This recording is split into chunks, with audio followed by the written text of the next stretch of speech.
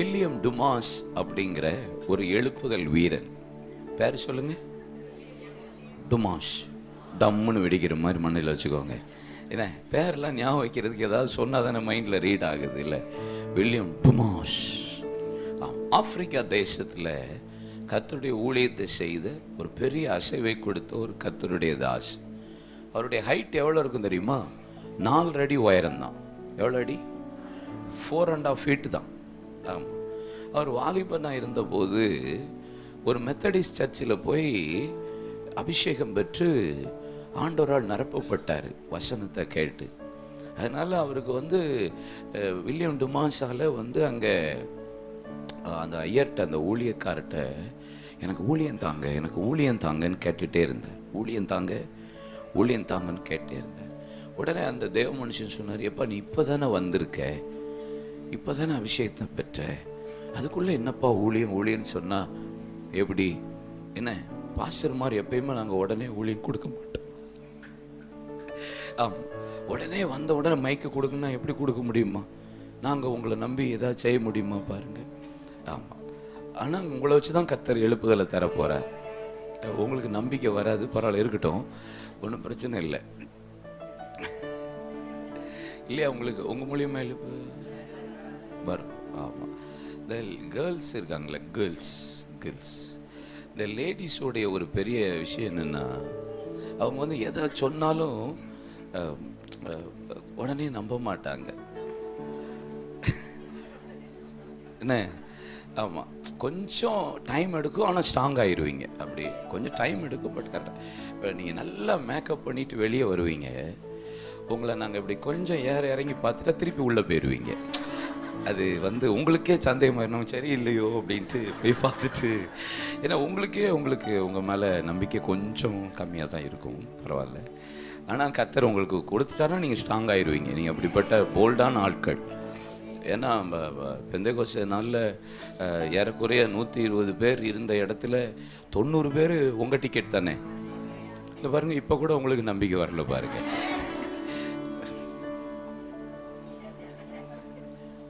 உங்களை வச்சு தான் எழுப்புதலே இருக்குன்ற நீங்கள் என்ன, நான் சொன்ன உடனே நீங்கள் என்ன நினைக்கிறீங்க? இருக்கட்டும் அப்படின்ற மாதிரி சொல்கிறீங்க. அப்போது வில்லியம் டுமாஸ் கேட்குறாரு, ஊழியம் தாங்க அப்படின்னு கேட்குறாரு. பட் அவன் தர முடியாது, நீ சர்ச்சுக்கு கண்டினியூ வா, அப்புறம் பார்க்கலாம். 1 வாரம் போச்சு, 2 வாரம் போச்சு, தொந்தரவு தாங்க முடியல. உடனே ஒரு நாள் வில்லியம் டுமாஸ், எனக்கு ஏதாவது ஊழியம் தந்தே ஆகணும் அப்படின்னு சொன்ன உடனே இந்த பாஸ்டருக்கு ரொம்ப கோபம் கூட இருந்த 2-3 அசிஸ்டண்ட்டு, அந்த சர்ச்சில் உள்ள மக்கள்லாம், பெரியவங்க மூப்பர்லாம் பார்த்து, டீக்கன்லாம் பார்த்து, இவன் இப்படி கேட்டுட்ருக்கான் அந்த பையன் அப்படின்னு சொல்லிட்டு, இப்படி அந்த சர்ச்சிலேருந்து பார்த்தா ஒரு மலை பகுதி தெரியும். அந்த ஐயர் ரொம்ப கோவப்பட்டு டென்ஷனில் அந்த ஒரு மலை இருக்கு பாரு, அங்கே போ, உனக்கு ஊழியம் கிடைக்கும்னு சும்மா கோவத்தில் சொன்னார். வில்லியம் டுமாஸ் அதை அப்படி எடுத்துட்டு நேராக போயிட்டார் அந்த மலைக்கு. மலையில் போனால் அங்கே ஒரு சர்ச்சும் இல்லை, ஆளும் இல்லை, வெறும் ஒரு சின்ன அருவி மாதிரி ஓடிக்கிட்டு தண்ணி ஓடிக்கிட்டு இருக்கு. அங்கே போன உடனே ஆவியான சொல்கிறாரு, 21 நாள் காத்திரு என் சமூகத்தில், 21 நாள் உட்காரு அப்படின்ட்டு. உடனே அந்த இடத்துல 21 நாள் சாப்பிடாம அந்த தண்ணியை மட்டும் குடிச்சிட்டு அங்கேயே உட்காந்து ஜெபிச்சுட்டே இருக்கிறாரு. 20வது நாள் திடீர்னு தேவ மகிமை வர மூடியது. தங்க துகள் இருக்கு பார்த்தீங்களா, கோல்டு டஸ்ட்ன்னு சொல்லுவாங்கள்ல, அது மாதிரி அவன் மேலே அப்படி விழுந்திருக்கு அந்த மலை பகுதியில். அந்த மகிமை தாங்க முடியாமல் அப்படியே உருண்டிருக்கிறாரு. ஆவியான பேசியிருக்கிறாரு. அந்த 21வது நாள் முடியும் போது மீண்டும் சொல்கிறாரு, இப்போ உனக்கு உன் ஊழியக்காரன் ஊழியம் தருவான் அப்படின்னு சொல்லி ஆண்டவர் சொன்ன உடனே வில்லியம் டுமாஸ் 21வது நாள் முடிக்கிறார். அது கரெக்டாக நவம்பர் மாதம்தான். நான் ஏன் இதை சொல்கிறேன்னு புரியுதா உங்களுக்கு? கரெக்டாக அவர் மரிக்கிற வரைக்கும், அந்த நவம்பர் மாதம் 21 நாள், அவர் மரிக்கிற வரைக்கும் 21 நாள் உபவாசம் பண்ணியிருக்கிறார் சாப்பிடாம. அந்த 21வது நாள் முடிஞ்ச உடனே நேராக மீண்டும் சர்ச்சுக்கு போனார் வில்லியம் டுமாஸ். ஊழியம் தாங்க. இவன் காணாமல் போயிட்டான்ல நினச்சோம், திடீர்னு நிற்கிறான்னு சொல்லிட்டு உடனே சரி இப்படி தொந்தரவு பண்ணுறானேன்ட்டு அந்த டீக்கன்மார்கள் கூட பேசிட்டு ஒரு முடிவு பண்றாரு. காட்டுல ஒரு 5 விசுவாசி உடைய ஒரு சர்ச் இருக்குல்ல, உடஞ்சு போன சர்ச்சு, அதை அவன்கிட்ட கொடுங்க, தலை தெறிக்க அவனே ஓடிடுவான் ஊழியத்தை விட்டு அப்படின்னு சொல்லி கொடுத்தாங்க. உடனே வில்லியம் டுமாஸ்க்கு ஒரே ஹாப்பி. 5 விசுவாசி சபை சந்தோஷமா புறப்பட்டு போனார். போனவர் போனதுதான். அதுக்கப்புறம் திரும்பி வில்லியம் டுமாஸை குறித்த ஒரு நியூஸும் சர்ச்சுக்கு வரவே இல்லை. நியூஸே வரலை. திடீர்னு ஒரு பரபரப்பான செய்திகள் வந்துட்டே இருக்கு. என்ன செய்தி? திடீர்னு ஒரு பரபரப்பு செய்தி வருது. என்னன்னா, குருடன் பார்க்கிறான், செவிடன் கேட்கிறான், முடவன் துள்ளி குதிக்கிறான், ஊமையன் பேசுறான், சில மரித்தவர்கள் எழும்புறாங்க. சர்ச்சுக்கு நியூஸ் வருது. எங்க இருந்து என்ன நடக்குது அப்படின்னு சொல்லி அந்த காட்டுல சர்ச்சுக்கு போய் பார்த்தா 1350 பேர் அந்த சர்ச்சில் உட்கார்ந்துட்டு இருந்தாங்களாம்.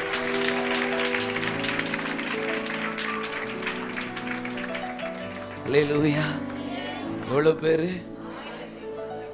ஒரு வாலிபன் வில்லியம் டுமாஸை கொண்டு கர்த்தர் அந்த தேசத்தை அசைத்தார். பாருங்களேன், அவருடைய நண்பர் ஒருத்தர் இப்படி எழுதியிருக்கிறார் அவரை குறித்து. வில்லியம் டுமாஸ்க்கு லெட்டர் எழுதினாராம். மக மூளை சாவுன்னு சொல்லுவோம்ல, பிரெயின் டெட்டுன்னு. அது ஒன்றுமே செய்ய முடியாது. மூளையில் அறுவை சிகிச்சை பண்ணி பிரெயின் டெட் ஆயிட்டு. அந்த நேரத்தில் என் பிள்ளை இப்படி இருக்கா, எனக்கு எப்படியாவது இவருங்க பிரெயின் டெட் ஆயிட்டு, அதனால என் பிள்ளை உயிர் ஊசலாடிட்டு செத்த பிரேதத்தை போல இருக்கிறா, நீ என் பிள்ளைக்காக ஜெபம் பண்ணுன்னு லெட்டர் எழுதுறாரு. வில்லியம் டுமாஸ் லெட்டரை பார்த்துட்டு வேகமாக ட்ராவல் பண்ணி ஃப்ரெண்டு கூப்பிட்டானேன்னு சொல்லிட்டு நேராக போகிறார். போனால் பிள்ளை அப்படியே செத்த மாதிரி கிடக்கு, உயிர் மட்டும்தான் இருக்குது, வேற ஒன்றுமே இல்லை, செத்த பிரேதம் போல் கிடக்கு. எப்படி வில்லியம் டுமாஸ் பார்த்துட்டு சரிப்பா வரேன்ட்டு கிளம்பிட்டேன். எப்பா நீ ஜெபம் பண்ண மாட்டியா? நான் வாரேன் ஜெபிக்கிறேன்னு சொல்லிட்டு. கரெக்டாக அது நவம்பர் மாதம். அவர் அந்த 21 நாள் உபவாச ஜெப டைமு. நான் வாரேன்னு சொல்லிட்டு போய் 21 days முடிச்சுட்டு நேராக மலையிலிருந்து இறங்கி ஃப்ரெண்டு வீட்டுக்கு வந்தார். வீட்டுக்குள்ளே போல வாசல்லையே நின்றுட்டு, my dear daughter Lily, come out in the mighty name of Jesus. அந்த பிள்ளை எழும்பி உக்காந்து நடந்து வாசலுக்கு வில்லியம் டுமாஸை கட்டி பிடிச்சுதான். அவர் நண்பர் சாட்சி சொல்றார். இதான் எழுப்புதல் காலத்துல. இதெல்லாம் நான் சொல்றதெல்லாம் ஒரு 10% கூட கிடையாது. இதுக்கு மேல கர்த்தர் பல காரியங்களை எழுப்புதல் காலத்துல தேவன் செய்திருக்கிறார்.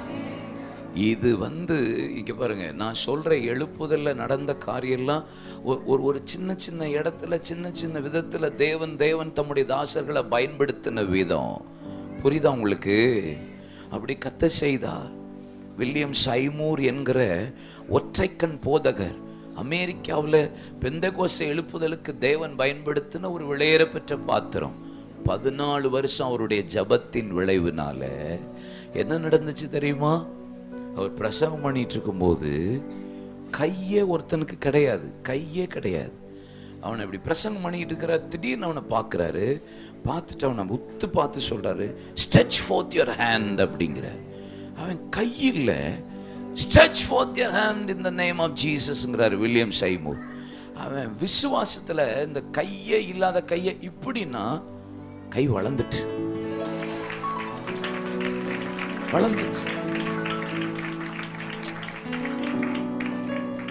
ஒருத்தருக்கு காலே கிடையாது, ஒத்த காலு, கட்டைய காலை வச்சு நொண்டி நடந்து வந்தவர் வில்லியம் சைமூர் பிரசங்கம் பண்ணிட்டே இருக்கும்போது சொல்றாரு, போகும்போது ஷூ கடையில் ஷூ வாங்கிட்டு போன்றாரு. அவன் சிரிக்கிறான், முழிக்கிறான். This is not joke my dear, இயேசுவின் நாமத்தில் உனக்கு சொல்றேன், கோ அப்படின்றாரு. அவன் விசுவாசத்தோட போறான். ஷூ கடைக்கு போற வழியிலேயே கட்டையில நடந்துட்டு இருக்கிறவன் திடீர்னு கட்டை இவன் கையில இருக்கு, காலு வளர்ந்துட்டு